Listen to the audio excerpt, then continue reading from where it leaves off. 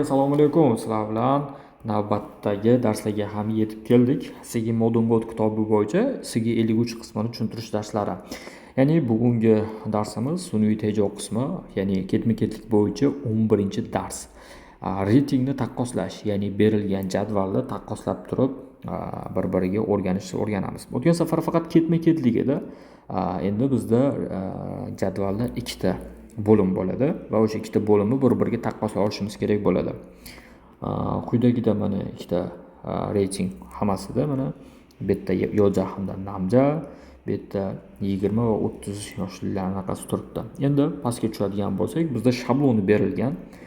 Sizga Modern Code kitobi bo'yicha birinchi kirish qismi, ya'ni xuddi o'sha avvalgi bundan oldingi darsga o'xshab boshlanadi. Cho'sakyo'lga tarimyon yoki salpopomyon bu boshlanib, undan ro'ylar qo'shiladi hamda birinchi reytingdagi tushuntiriladi. Ya'ni namja birinchida turgan bo'lsa namja, yoja bo'lsa yoja, ya'ni birinchi qaysi biri tushuntirilgan bo'lsa, shuni tushuntirishni boshlaymiz. Ketma-ketlik xuddi o'sha bo'ladi. Birinchi o'rinda turgan, ikkinchi, uchinchi o'rinda turganlarni ketma-ket taqqoslaymiz. Grammatika qo'shilishi xuddi shu, yakunlari ham xuddi o'sha bo'ladi. Ya'ni kajanobki natta, nopun gosuro natta. Ikkinchi o'rinni ham tushuntirish bundan oldingi 10-videodagi bilan bir xil, faqat yagona farqi, ya'ni nuqta qo'yganimizdan keyin o'rtaga tejo taqqoslash qismidagi ishlatiladigan qo'shimchalarni qo'shishimiz kerak bo'ladi. Bular panmyone, eva talli, eva pane, eva pandero, vagva talli yoki undan keyingi qo'shimchalarga qo'shiladi. Bular hammasi aksencha, lekin, balki deb tarjima qilsa bo'ladi. Ya'ni ikkinchi holatga o'tish, ya'ni birinchi grafikdagi birinchi holatni tushuntirib, ikkinchi holat, ya'ni ikkinchi reytingni tushuntirayotganda aksencha, ya'ni mana shu tejo qismidan foydalanishimiz mumkin bo'ladi. Hammasining tarjimasi bir xil, xohlaganidan foydalansangiz bo'ladi. Bu yerda исключение, ya'ni har bir ishlatiladigan holatda mavjud emas. Hammasining tarjimasi bir xil aytganimizdek. Keyin ikkinchi holatni tushuntirib ketaverasiz. Ya'ni ikkinchi holatda birinchi qaysi kelgan, eng baland, o'rtada nima kelgan va oxirida nima bilan yakunlab beryapti. Shu ketma-ketlikni tushuntirib beraverasiz. Shuni o'zi ko'rayotganingizdek qiyin emas, ko'rib chiqamiz. Birinchisida oddiy bizda tadqiqot o'tkazamiz. Ko'rayotgan bo'lsa, deyta hangbob. Cho'sakyo'lga tarimyon deyta pangpobin qo'shimchasi qo'shildi. Birinchi bizda yoja turibdi. Demak, yojadan boshlaymiz. Yojaning holatiga ko'ra deymiz, ya'ni yojae kyong u. Birinchi nima turibdi? Eng kattasi, ya'ni mana yojaniki 47% ekan. Ya'ni o'sha 47% ro qajang nopkenata, ya'ni bizda shiksa chorjol ekan. Birinchi shuni yozib turib, qajang nopkenata nasimyon ivoson, ya'ni uni orqasidan virgul bo'yicha yozib ketsak bo'ladi aytganimizdek. Keyin 41% bilan undong turgan ekan. Ya'ni undong yozib virgul. Keyin oxirgi 3-bo'g'inimizda 12% bilan tekrar program turibdi, ya'ni maxsus programmalar turibdi. Ya'ni eng oxiri shu maxsus programmalar 12% bilan yakunlab beryapti deb yakunlashimiz kerak bo'ladi. Va aytganimizdek, yojani yakunlaganimizdan keyin o'rtaga tejo qism qo'shimchasi qo'shilish kerak bo'ladi. Tejo boya aytdik, lekin degan qo'shimchalar. Bu yerda mana eva talli qo'shimchasi qo'shilgan. Aksencha deb turib namjani boshlab beryapmiz. Mana yoja bo'ldi, namjani boshlab beryaptik. Namjada birinchi bo'lib nima turibdi?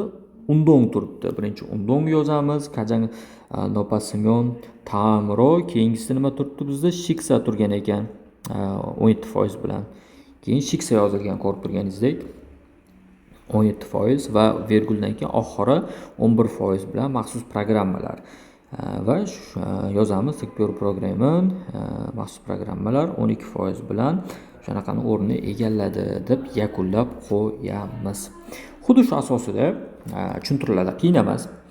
Endi bu yoqda so'rov o'tkazilsa, so'rovda ham xuddi shu, faqat yagona farqi bilamizki, boshlanishda farq qiladi. Cho'sakyo'lga kyolgwaril salpapomyon mavzusini yozamiz. Suyong hage senga hanin ve moyoso nin qo'shimchasi qo'shilib, birinchi 20 turibdi.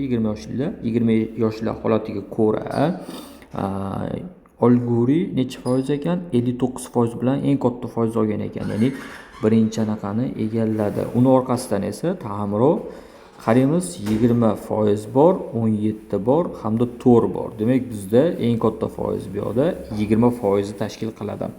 Demak, 20% bilan Mo'me turibdi. Undan keyin esa Pibu turibdi 17% bilan va 17% bilan Pibu egalladi deb nuqta qo'yamiz.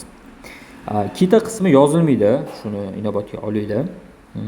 Keyin esa aytganimizdek Pande qismi yoziladi, ya'ni Tejo qismi. Tejoda bu yerda ko'rib turganimizdek Panmyone turibdi. Panmyone aksincha 30 yoshlarda eng birinchi bo'lib Mo'me bu 44% tushuntiramiz.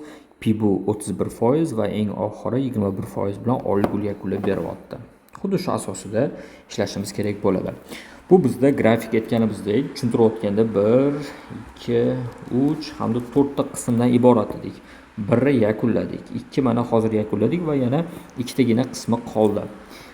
Shu asosida mana bu shablonni yodlab olishingiz kerak.